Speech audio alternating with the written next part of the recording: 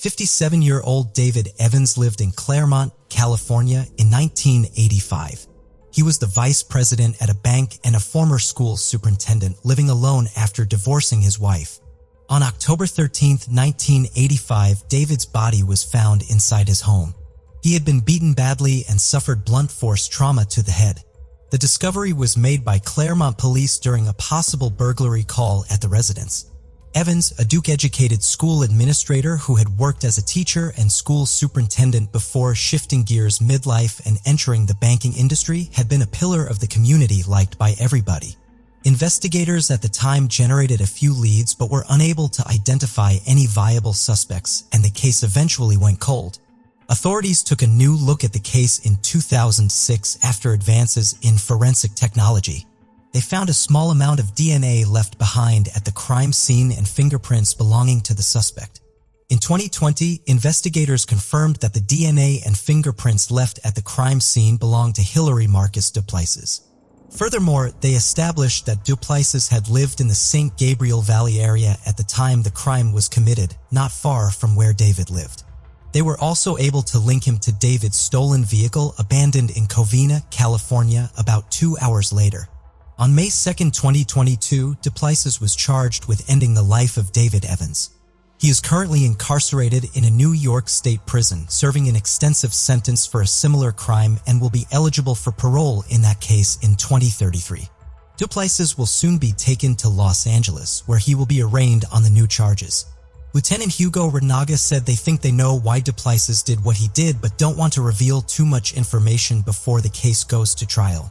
Renaga thanked the team of investigators, including those from the Sheriff's Office, Claremont Police Department, New York State Police, and the New York Department of Corrections for bringing long-awaited justice and closure to the family of David Evans. Old Lori House lived in Mountain View, California in 1992, where she worked as a computer engineer. On September 5th of the same year, Lori's lifeless body was discovered in her car in Mountain View, near a garbage dump about a mile away from her workplace. She had been strangled with a rope which was still around her neck. Footprints were found on the inside of her windshield. Investigators identified a prime suspect, John Kevin Woodward, who was allegedly openly jealous of Lori. Woodward had developed a romantic attachment to Lori's boyfriend, who was also his roommate. In the late 1990s, Woodward was tried twice in the case, but both trials were unsuccessful. The case was dismissed by a judge for insufficient evidence after a jury could not reach a verdict following the second trial. Woodward's fingerprints were found on the outside of Lori's car, but investigators could not prove he was inside the car. Woodward moved to the Netherlands after the trial, where he later became the president and CEO of the Bay Area company ReadyTech, an online training company. Despite the setbacks, investigators did not give up on Lori's case and continued to follow up on leads and search for evidence. In late 2020, they resubmitted all the forensic evidence for further analysis. Over 80 latent fingerprints collected at the crime scene were re-examined by the Santa Clara County Sheriff's Office Identification Unit. This resulted in more fingerprints matching Woodward, placing him in locations only the person responsible for Lori's fate could have touched. John Woodward was apprehended by police at JFK Airport in New York on July 9, 2022, after arriving from Amsterdam. If convicted, Woodward faces life in prison. Deputy District Attorney Rob Baker of the Santa Clara County's DA office expressed satisfaction with the second chance to seek justice for Lori after nearly 30 years. He credited advances in forensic science for discovering new evidence that allowed the case to be reopened. Lori's family issued a statement expressing hope that justice can finally be served for Lori and appreciation for law enforcement agencies that have never given up on her. To honor Lori's memory, her family established the Lori House Memorial Girls Athletic Scholarship, providing donations to graduating female seniors. 12-year-old Leisha Michelle Jackson lived in Montgomery County, Texas in 1979. On September 7th, she left her home to spend the day at a community pool in her neighborhood. When she did not return home, her family became worried and called 911. The following day, her glasses were found. An oilfield worker discovered her body in a heavily wooded area near a pipeline in Montgomery County. An autopsy report revealed that she had been assaulted before her life was taken. Investigators collected DNA from her body, which belonged to the suspect, and stored it for future use. Despite an extensive investigation that lasted for years, all leads were explored and the case eventually went cold. In 2021, investigators decided to revisit the case and utilized a new technology called MVAC. The MVAC system allows investigators to enhance DNA collection from porous and rough surfaces. The Montgomery County Sheriff's Office Cold Case Squad used this technology in October 2021 to extract unknown DNA from Leisha's clothing collected at the crime scene. The unknown DNA was sent to Texas DPS forensic scientists, who developed a DNA profile of the person responsible for her death. In 2022, investigators submitted the DNA profile into the FBI's Combined DNA Index System, CODIS, which matched with a man named Gerald Dwight Casey. Casey had been executed in 2002 for taking someone else's life in Montgomery County in 1989. At that time, he was 34 years old and had killed 36-year-old Carla Smith while attempting to steal guns from another individual named Daryl Pennington. Before ending Smith's life, Casey had a history of multiple convictions, including burglary and drug charges. The Montgomery County Sheriff's Office noted that this marked the oldest cold case solved by their department to date. What do you think about it? Let us your thoughts in comments below. 80-year-old Antonio Rodriguez and his 77-year-old wife Luz lived in Cleveland, Texas in 2005. Antonio, a World War II veteran, and Luz were beloved members of the community known for their kindness. They operated a small Mexican food restaurant from their home, serving shift workers at a local plywood mill. On April 14, 2005, the couple's daughter, Carolina Tejada, went to their home to make lunch for them.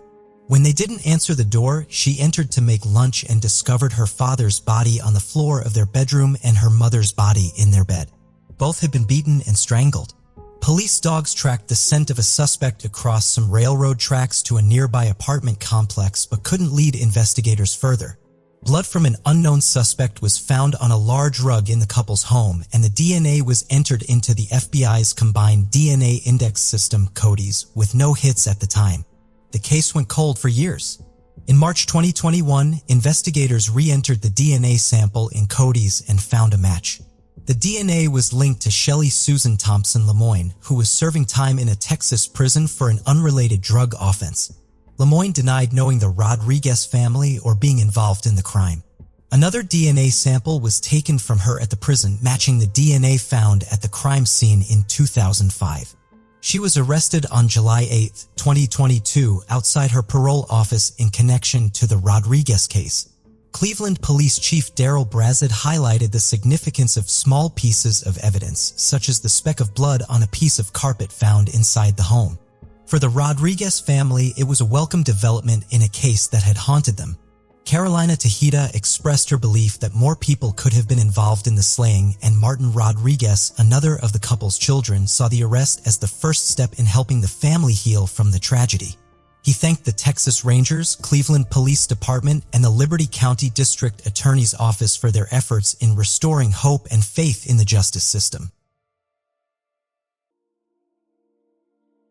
5-year-old Stephanie Haybert lived in Wageman, Louisiana in 1978.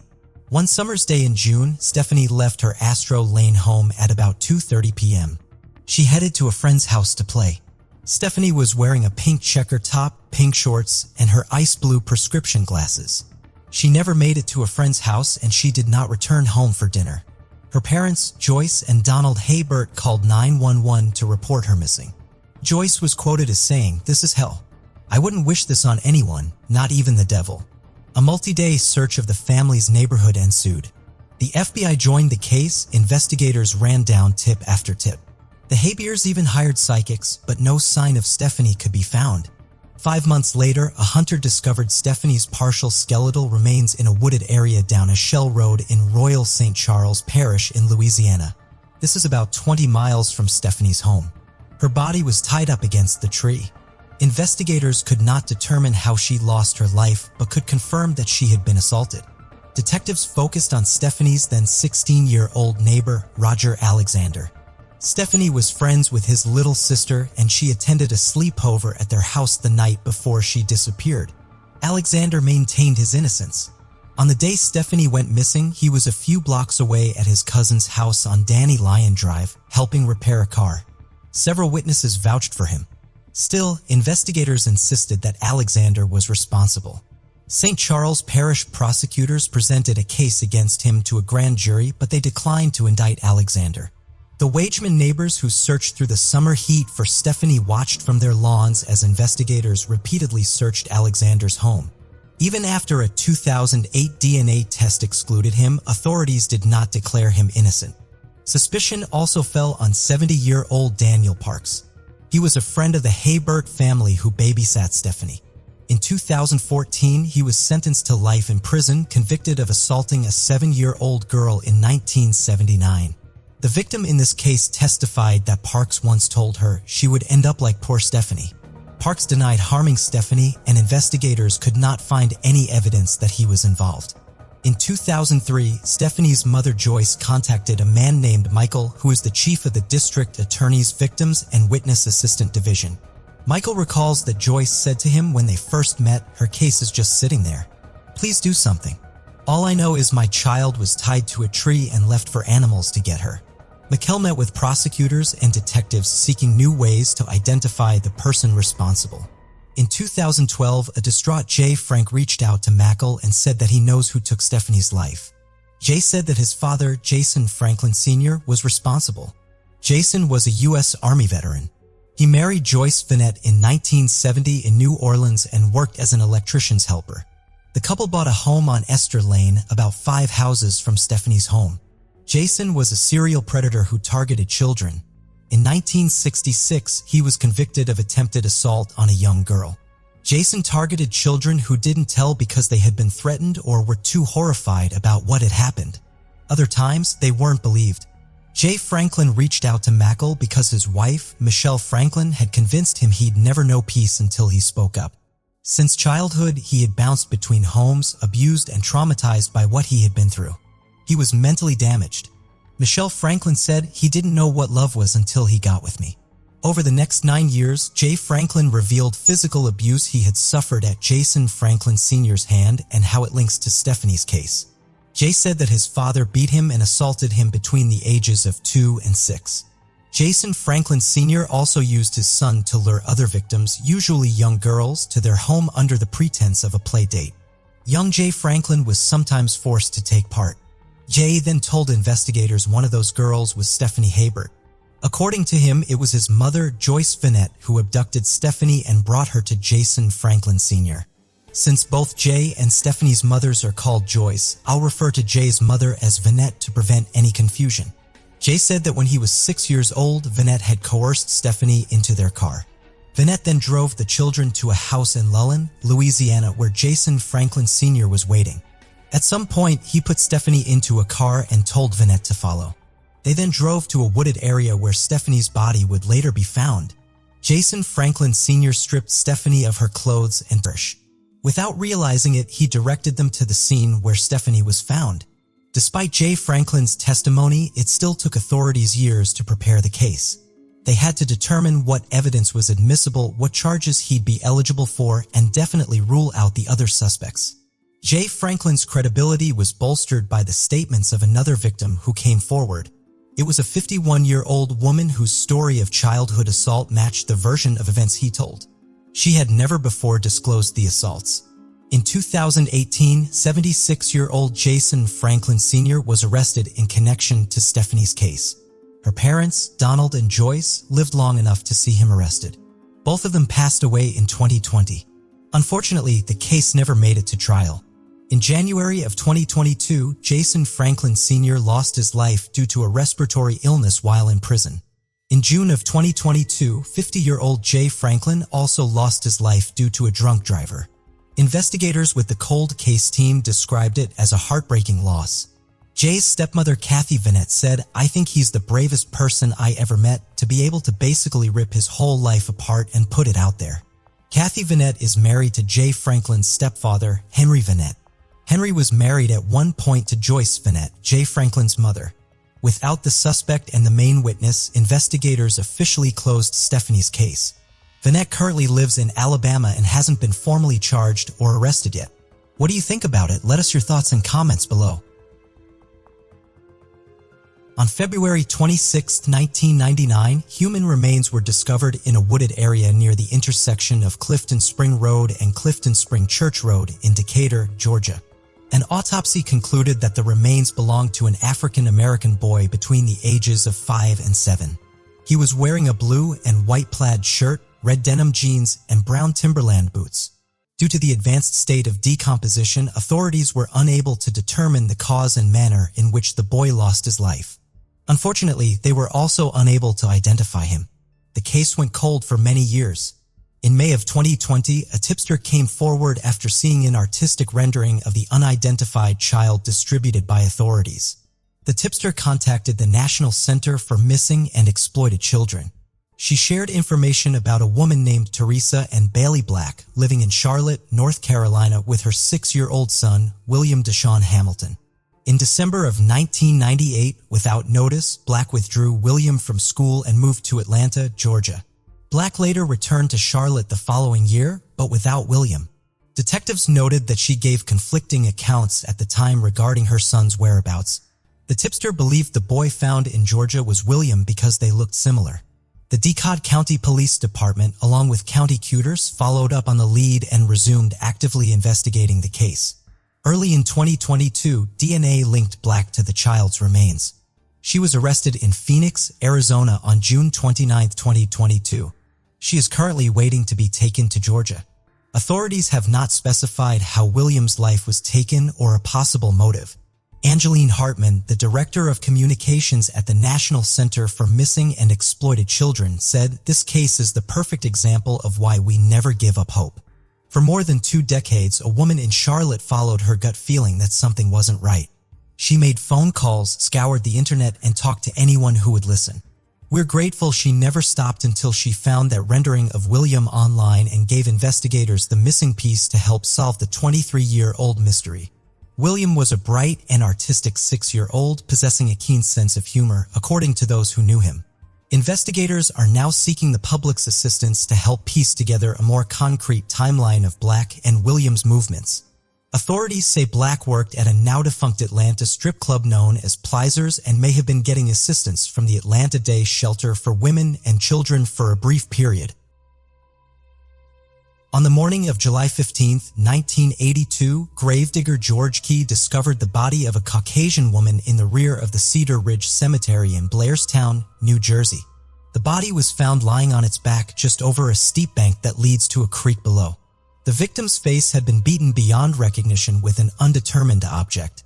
The medical examiner estimated that she was in her late teens or early 20s. Examination indicated that the girl had attempted to fight back or defend herself from her attacker as trauma to her hands and arms was observed. The body was clad in a red short-sleeved shirt and a skirt.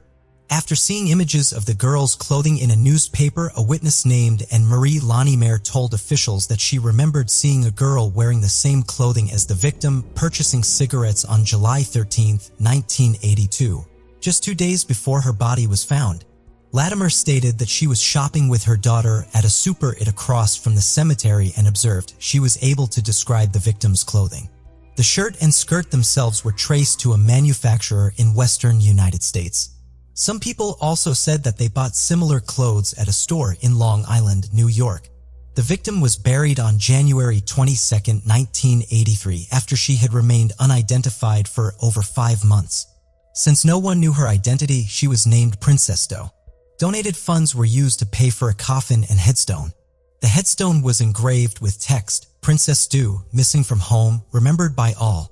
This is the first reconstruction made of Princess Doe, but did not lead to anything useful, unfortunately. For many years, Princess Doe was thought to be Diane Janice Dye. She was a missing teenager from San Jose, California, who vanished on July 30, 1979. This theory was supported by several law enforcement officials in the state of New Jersey. They went as far as to hold a press conference identifying Diane Dye as Princess Doe. In 2003, Princess Doe's DNA was compared with a sample of Diane's mother, Patricia.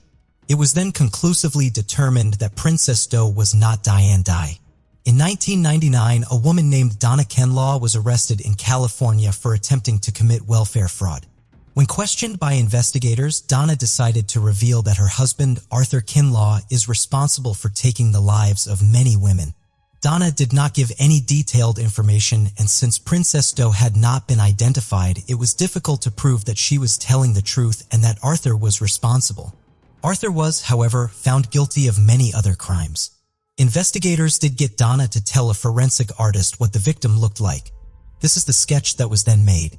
One theory was submitted that Princess Doe may have been a runaway and could have been an individual using false names while employed at a hotel in Ocean City, Maryland. In 2012, the case was looked into again. A new composite sketch was made depicting her as a blonde, not brunette, like in the last sketch. Also in 2012, a sample of her hair and tooth were examined through an isotope analysis and indicated that the victim was most likely born in the United States.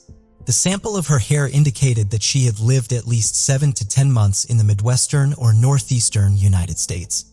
The tooth sample indicated that she could possibly be from Arizona. It was also believed that the victim spent a long period of time in Long Island, New York.